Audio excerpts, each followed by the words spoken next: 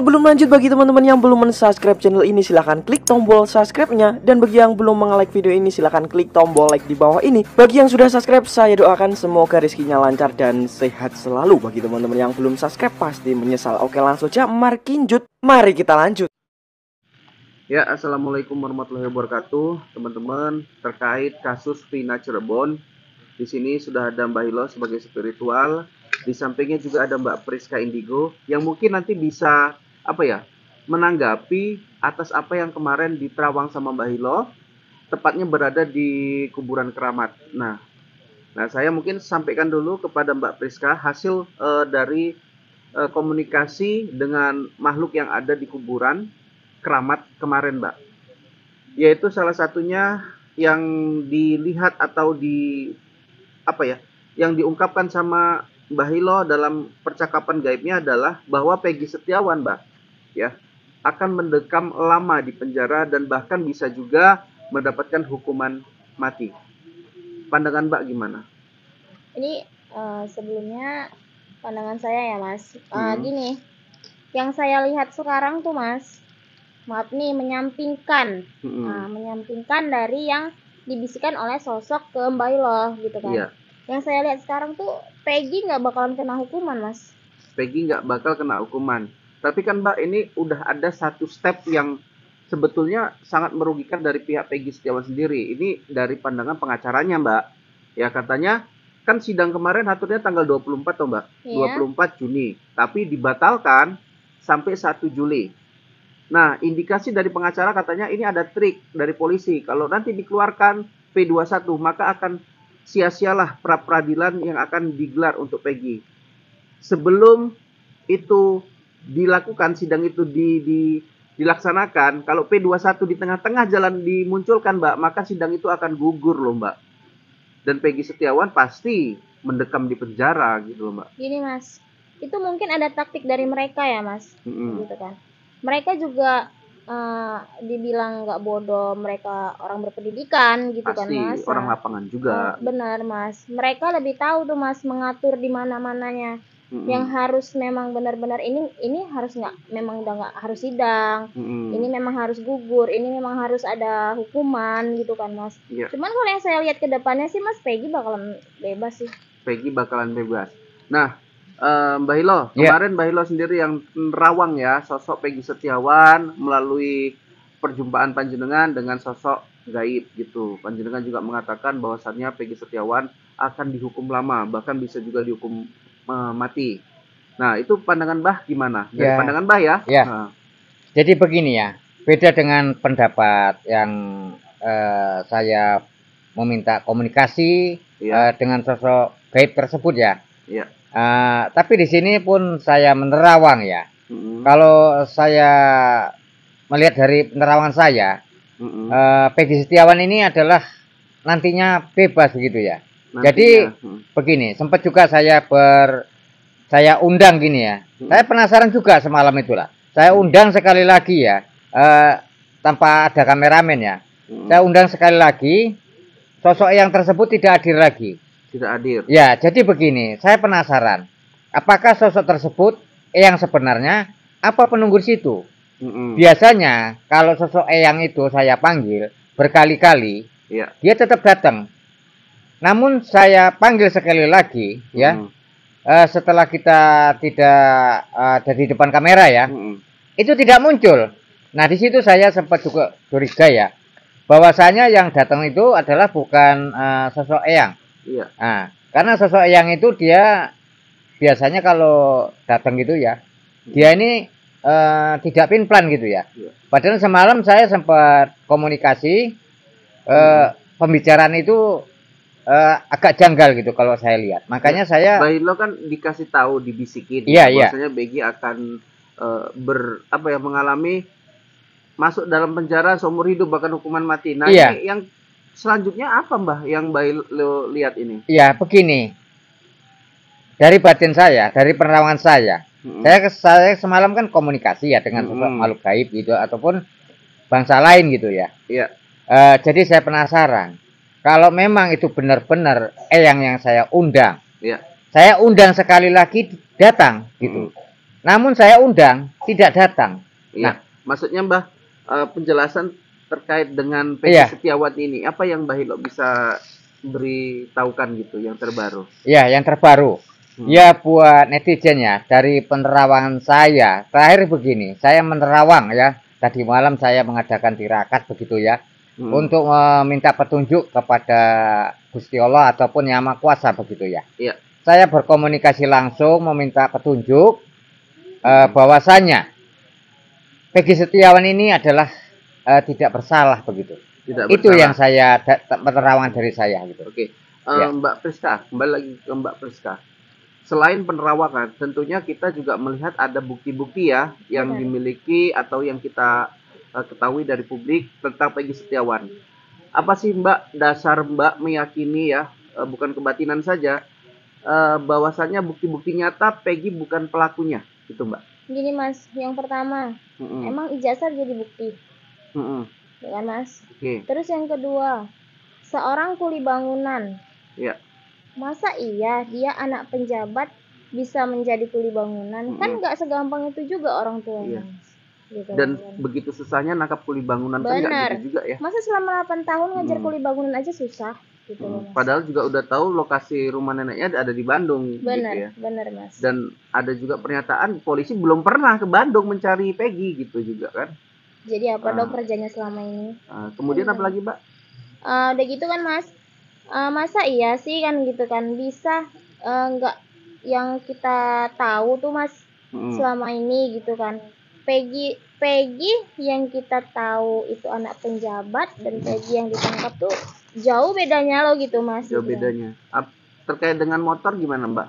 Motor yang pertama kali diambil pada tahun 2000 kejadian ya, pada saat kejadian itu motor Smash warna pink. Makanya semalam saya sempat berdebat sama Mbah Hilo, bertanya, geng motor Mbah, ada nggak sih geng motor anarkis yang kejam menggunakan warna motor berwarna pink? Gak gitu. Ada Mas. Kemudian yang kemarin ditangkap Mbak di Bandung kan motor Peggy ada juga Mbak. Iya. Ya, saya lupa motor jenis apa, cuman di dalam bagasi motor Peggy itu ditemukan ada selembaran Al-Quran, ada juga alat-alat mandi, ada juga pakaian dan lain-lain, ada juga sarung. Geng motor mana atau bekas geng motor mana yang seperti itu gitu loh. Itu tadi Mas, kan dibilang banyak keganjalan tuh Mas. Kalau saya sih melihatnya Mas, Peggy itu nggak bersalah. Itu lagi Peggy saya tegaskan, Peggy nggak bersalah. Kalau memang Peggy bersalah, udah 8 tahun nangkap seorang kuli bangunan sesusah itu. Iya, apalagi ada kejanggalan 3 DPO kemudian jadi 1 DPO. Benar kan? Mas, kemana yang 2 DPO Kemana lagi? 2 DPO itu? Tentunya itu tidak sesederhana itu ya. Benar Mas. Ya. Kalau Mbak Hilo sendiri gimana? Tadi udah kita cerita ini. Kenapa Mbak Priska bisa menyatakan Peggy ini berat untuk dinyatakan tersangka gitu Mbak Hilo? Atau mungkin Mbak Hilo ada yang mau ditanyakan gitu? Ya, begini ya. Kepada pihak terkait ini ya, kenapa begitu susahnya ya menangkap pelaku yang sebenarnya gitu ya? Ya, saya pun termasuk heran juga gitu ya. Kenapa ya kita bilangkan kuli bangunan ini kok jadi sasaran begitu ya? Begitu mudahnya mereka ini mentang-mentang orang yang nggak punya itu ya. Gampang sekali mereka ini menangkapnya begitu. Ya. Jadi kalau Mbak Hilo, bukti-bukti fakta-fakta apa yang bisa mendukung bahwasanya Peggy bukan pelakunya?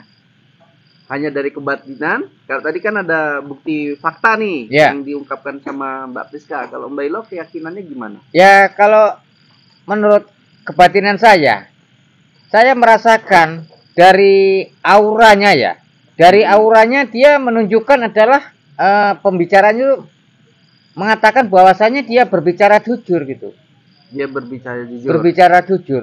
Oke. Nah itu. Padahal pada saat tapi gini Mbak, yang saya dengar juga Mbak Priska ya, tim kuasa hukum lawan ya yang menuntut Peggy Setiawan.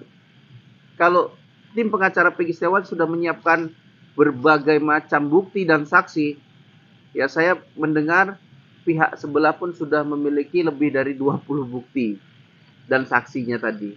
Nah, artinya ini juga bukan sembarangan. Berarti tim kuasa hukum juga sudah mempersiapkan itu untuk melawan Peggy Setiawan, Mbak? Gini Mas, kalau yang saya lihat ya Mas, mau mereka banyak pun kita tahu tuh Mas di balik mereka siapa. Di balik mereka siapa, Mbak? Bukan orang kecil ya Mbak Ila.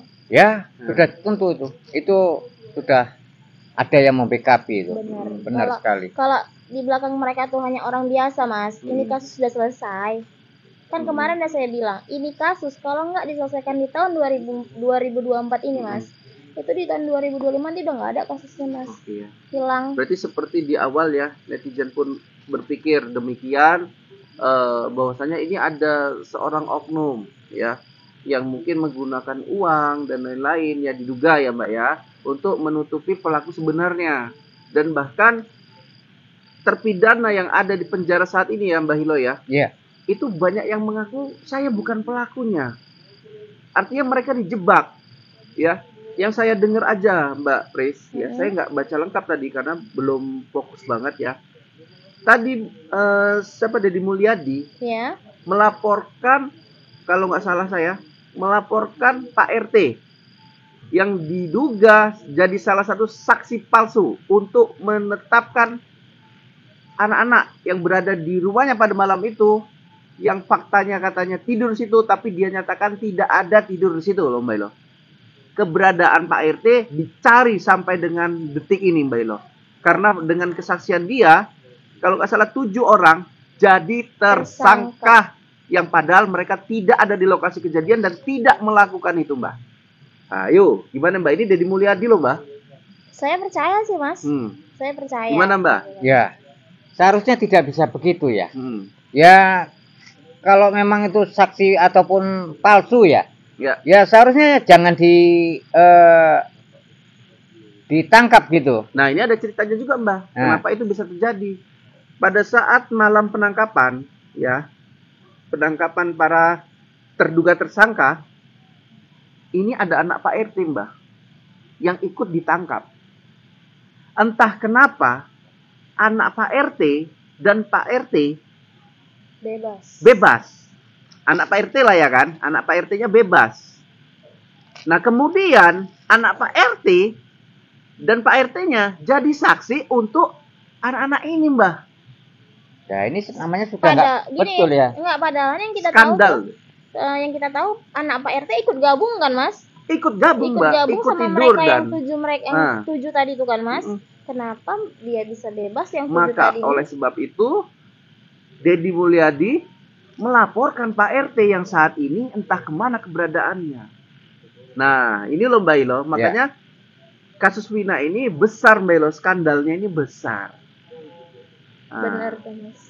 Makanya saya takut kalau Peggy Setiawan seperti yang Mbak Hilo ramalkan sebelumnya akan dipenjara seumur hidup, bahkan ada hukuman mati kemungkinan, maka kasus ini akan berakhir dengan keadilan yang tidak tepat.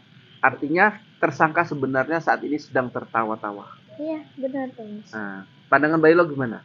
Makin kesini makin mumet mungkin Mbak Hilo ini. Ya, saya tidak mumet ya, tapi begini ya. Kan sudah saya ceritakan dari awal tadi ya. Nah, bahwasanya yang kita minta pendapat semalam adalah bukan sosok yang sebenarnya yang hadir gitu ya. Nah, kemudian kan saya terawang lagi ya melalui kebatinan. Nah, hasilnya tidak seperti itu. Tidak seperti itu. Yang saya dapat adalah Peggy-nya akan terbebas itu nanti semua itu.